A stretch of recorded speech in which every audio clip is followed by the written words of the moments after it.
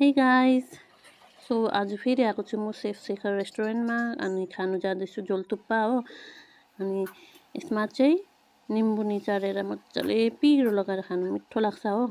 यो रेस्टुरेन्ट चाहिँ छ जयगाउँमा देउकोटा टोल भन्ने जग्गामा हो। यो रेस्टुरेन्ट चाहिँ एकदम प्योर भेज हो। भेजै भए पनि एकदम मिठो हुन्छ यहाँको फुडहरू चाहिँ। मलाई यो झोल थुक्पा एकदम मिठो लाग्छ हो। अनि यहाँनिर आलुको अचार पनि पाउँछ, त्यो पनि एकदम मिठो लाग्छ हो। मोमो पनि मिठो हुन्छ। अहिले झोल मोमो पनि पाउँदो रहेछ हो, त्यो पनि चाखेको थियो, एकदम मिठो लाग्यो मलाई हो। पहिला त हामी यहाँ आइबस्थेँ कन्टिन्यू, किनकि म यहाँ जब गर्थेँ छेउमै रिलायन्समा। अनि मेरो साथी निक्कीसँग आइबस्थेँ म हो। अहिले त म जब गर्दिनँ हो, त्यही भएर सपिङहरू गर्नु आउँदा ओर्दा मात्रै आउँछु, एक्लै भए पनि हो। जस्तो कि तपाईँलाई थाहै छ होला हो, म एकदम फुडी छु भनेर। अनि म त एक्लै भए पनि आइराख्छु यो रेस्टुरेन्टमा।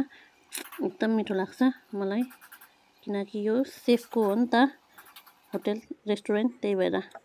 Thanks for watching.